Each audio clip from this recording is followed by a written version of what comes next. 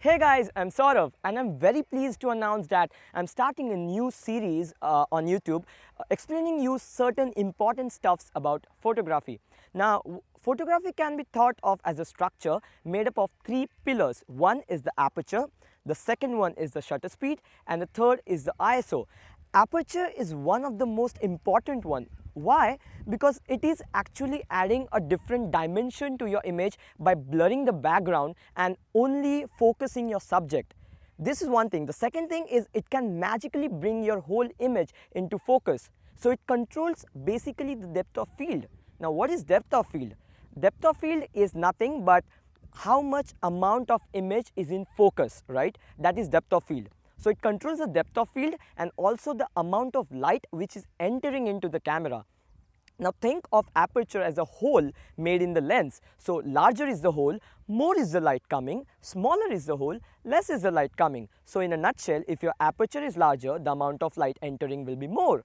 If your aperture is smaller, the amount of light entering will be less. So that is how aperture controls the amount of light and the depth of field. But how is aperture expressed in terms of photography? Now, aperture is basically expressed in the terms of f-stops. Now, what are f-stops? F-stops are just certain numbers which is actually telling you the size or the diameter of the aperture, right? So that are f-stops. But now here people get confused. Now, if you increase the f-stop, that is you increase the f number, you are actually decreasing the aperture. So increasing the f-stop, decreasing the aperture, increasing the aperture, decreasing the f-stop. So don't be confused here. Now at start it might seem a little bit confusing, but then after a couple of days of practice you will get used to it. So that was all technical and theoretical things about aperture. Now it might seem a bit boring since it was completely theoretical, but now let's go to the fun part. Now let's see how aperture is really affecting the final image that you're taking. So now I am at f2.5. Now I will decrease my aperture to f2.8, f3.5, f4.5. So now as you can see, as I'm decreasing the aperture, what I am doing actually is I'm bringing more of the background into focus. I'm including more of the background into my image. So when I'm going to f9 or maybe f11 or something like that,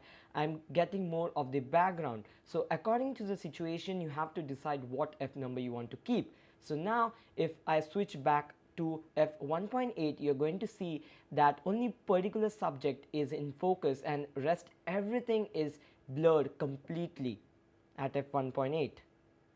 So now suppose you want a blurry background and only you want the particular subject in focus. So you have to shoot at f1.8 or f2.8 or f4.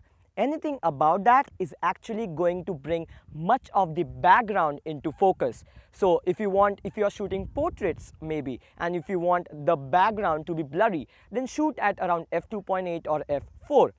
On the other hand, suppose you're shooting a landscape scene, then you have the option to increase your f-stop, that is decrease the aperture, right? So the ideal range for shooting landscapes is around f8 to f11. Now you might be tempted to increase it beyond f11, like maybe f16 or maybe f22, but it seems a good idea, but actually it is not, because as you go on increasing the f-stop around f16 or f22, you're actually going to see some weird artifacts on your particular image. Like the image might get softened a bit, you might see dust spots on your image, that those dust spots are actually on your sensor, and as you are decreasing the aperture, those dust spots will be revealed in your image. So you don't want those negative things to be in your image. So when you're shooting a landscape scene or you are shooting a scene where you want the foreground, the midground and the background, everything in focus, then the ideal range is to f8 to f11. So this was about shooting portraits and landscapes and how you should adjust your aperture according to the change in situation.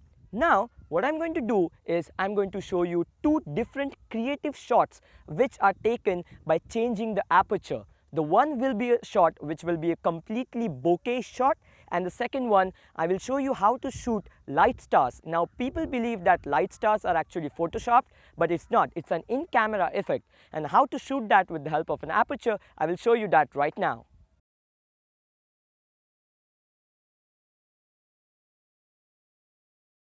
So as you can see now at f2.5, the background is completely creamy because of the higher aperture, and only a certain part of the subject is in focus. For the second shot, what I have done is I have kept it at around f1.8 and I'm getting the beautiful bokeh. This shot I was at f2.5 and you can see the creamy background, and for the second shot I was at f1.8 as you saw in the video. Now I am at f6.3, and as you can see now I don't get the sun star, but as I'm decreasing the aperture to f14 or f16, here f14 is an ideal aperture, then I'm going to see the sun stars. So you have to be around f14 or f16 to shoot such sun stars or light stars when you have a strong source of light in your images. So this is the final image which we have achieved by keeping the aperture at f14. So that was all about aperture and how to use it in photography. So this was the first episode telling you all about aperture. There are many such videos going to come in future where I'm going to explain you shutter speed, ISO, manual mode, how to shoot at night, and there will be some bonus videos for you. So if you like the video, don't forget to hit the like button and subscribe to my channel, and you can share these videos too with your photo enthusiast friends. So I hope you like this video and stay tuned to my channel for further more such tutorials. Have a great day. Bye.